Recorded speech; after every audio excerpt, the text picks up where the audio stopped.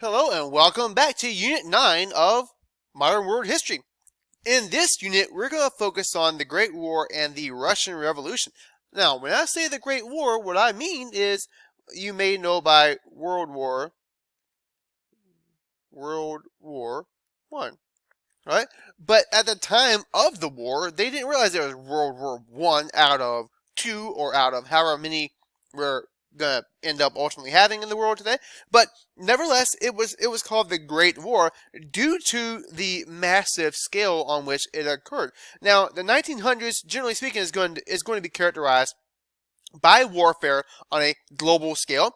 But it's more than just that. It's also the context of the war itself. And really, when you think about the forces at play, we've got these four isms that you have to know about if you're taking any world history class and studying this era or this war. And that is imperialism, nationalism, industrialism, and militarism.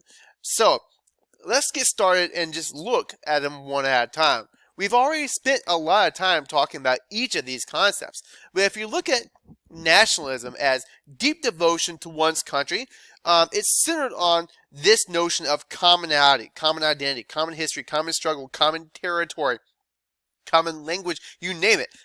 We've already talked about how these can be unifying forces or centripetal forces,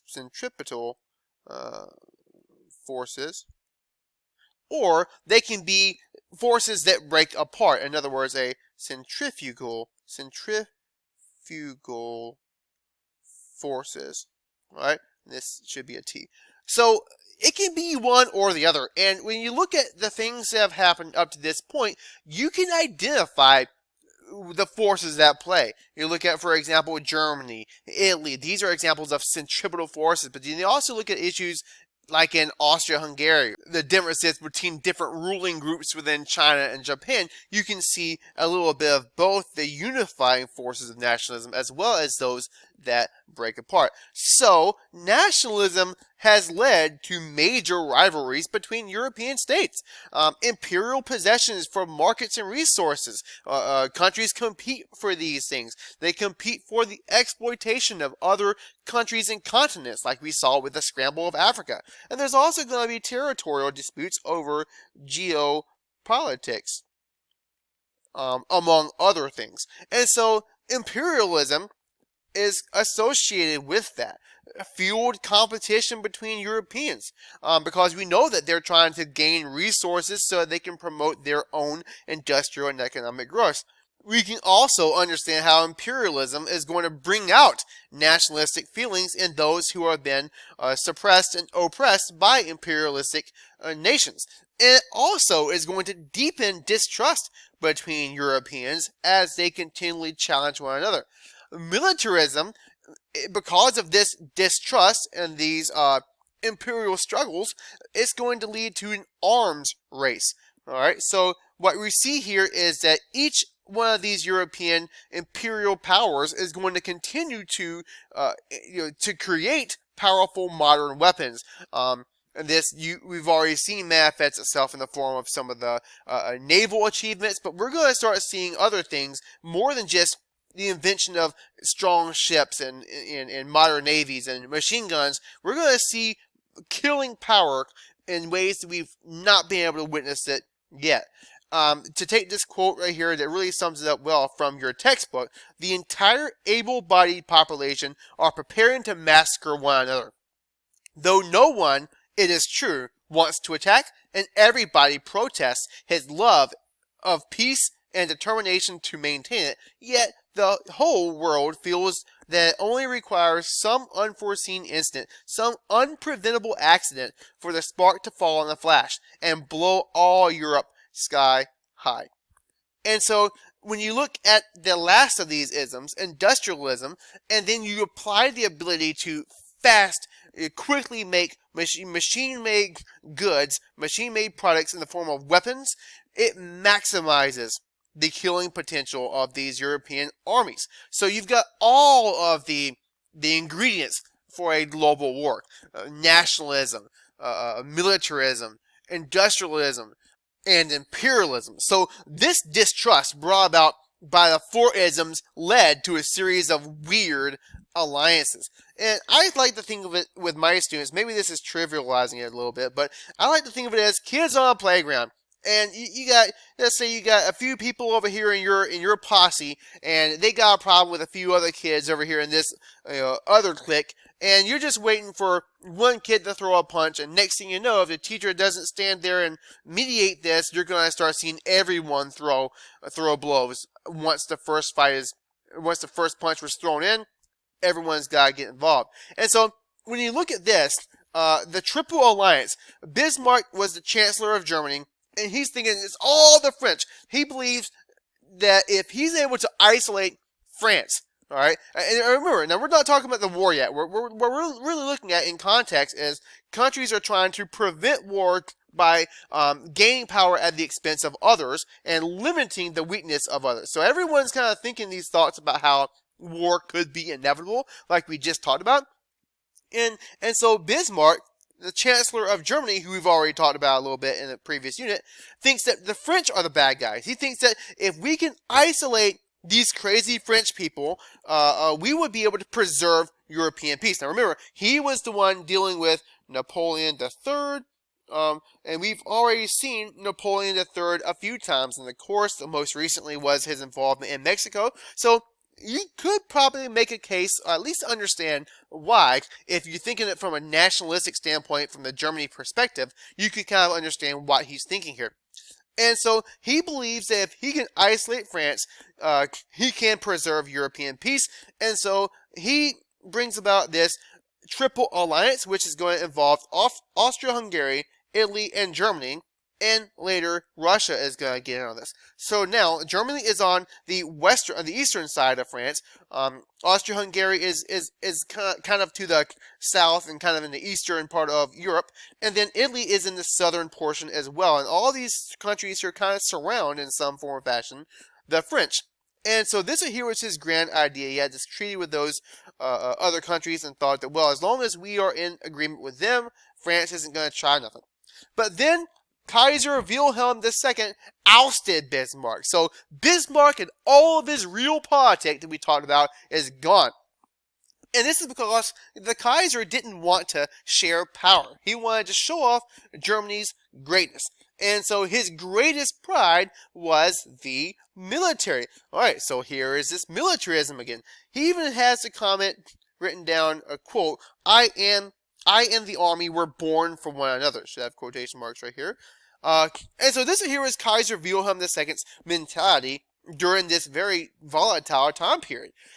He had the treaty with the Russians, but he allowed it to lapse. So the treaty with the Russians that made the Triple Alliance, I guess the Quadruple Alliance, which is not official terminology, but Russia ends up, instead of making a treaty with Germany, they actually made a treaty with France. So remember, Bismarck was trying to prevent this from happening, but he could not. Bismarck's worst fears have come true in the form of Russia making an alliance with France in this case. Also, you got to remember the proximity geographically. Russia is to the east of Germany, France is to the west. So now Germany would have to fight a two-front war in the event that a war with France ever occurred. Here is the Western Front. Here would be the Eastern Front in this, quote, theoretical war that Bismarck is talking about. And spoiler alert, we know that that's what happens. So, Kaiser Wilhelm II began building a large fleet. He wanted to rival the naval prowess of the British. And the British formed an alliance with France and Russia, which was known as the Triple Entente. Kind of in response to this, they were afraid of Germany's ambitions with their navy. So all it would take would be a spark to set this whole thing in motion. You've got the Triple Alliance, you've got the Triple Entente, the sides have been drawn, the kids are on the blacktop, they're ready to fight, they're waiting for someone to throw the first blow.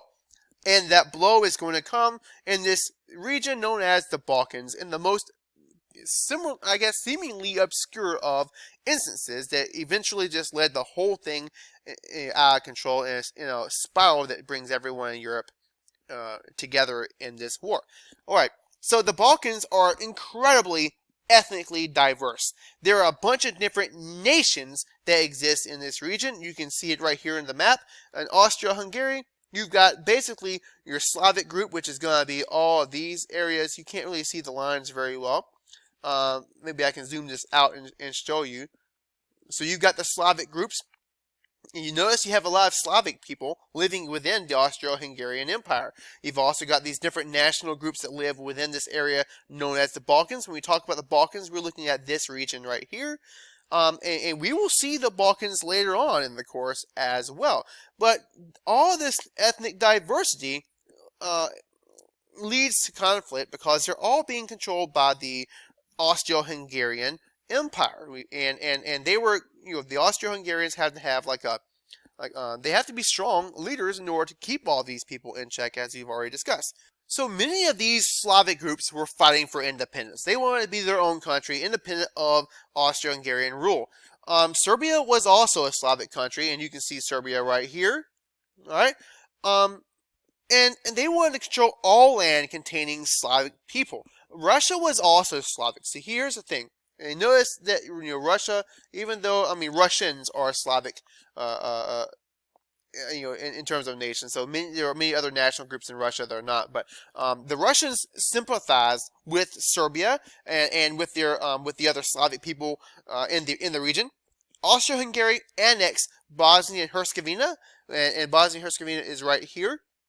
And they have a large Slavic population. So this is going to further exacerbate the political tensions between between Serbia and Austro-Hungary.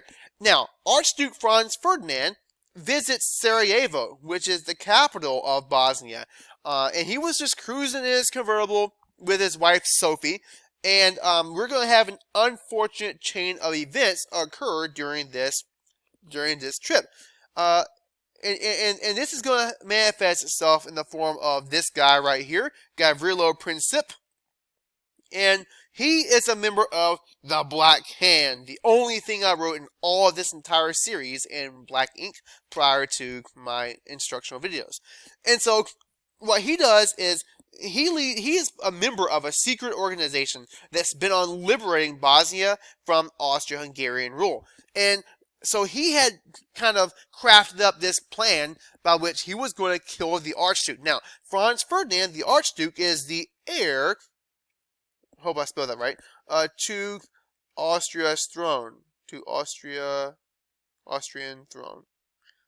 So, Archduke is basically the prince. He is going to be the next king. Gavrilo Princip was a Serbian nationalist, nationalism, right? And he ends up killing Franz Ferdinand while he's driving by. He shoots him, he shoots Sophie, and the result of this was that Austro-Hungary declared war on Serbia to make them pay for their role in the death of the Archduke. And Russia, who sympathized with the Slavs in Serbia, said, "Nope, we're not going to let this happen." And so they mobilized in response to Austria-Hungary declaring war on Serbia. And why we know? Well, we already understand that Russia and France are in a alliance with one another. All right, and if Russia goes to war with anyone, France is going to pull in there as well. And we know that Germany and Austria are at war, are in an alliance with one another. And if anyone messes with Austria, Germany's got to get involved as well. You see how this works? Consider the first punch served. Now, the Great War is officially going to begin because of all these tangled alliances. And here is how it's going to break down. Just to kind of make it all make sense, I'm going to explain how these alliances, combined with the four isms, brought about the beginning of this war. Alright, so, number one, Austria-Hungary declared war on Serbia. Russia declared war on Austria-Hungary. Germany declared war on Russia and France because of the fact that they were in an alliance with one another. Germany expected France to join in if Russia was at war, and so since Russia was at war with Austria, they had to be at war with Germany as well. And then Britain also declared war on Germany on behalf of the French alliance. And so and this again, this comes down from the Triple Entente. By 1914, the Japanese are going to join the Allies. Now notice that the Triple Entente is going to become known as the Allies later on. Japan is going to join. Italy is going to switch sides to the Allies, and then the Ottoman Empire is going to actually join in on behalf of Germany, Austria, or Germany and Austria-Hungary. And they're not really going to do very well. But after the war begins, you've got these guys over here known as the Allies, as I just said, and everyone else, the Germans, the Austro-Hungarians, and the Ottomans, will be known as the Central Powers due to their central location within Europe.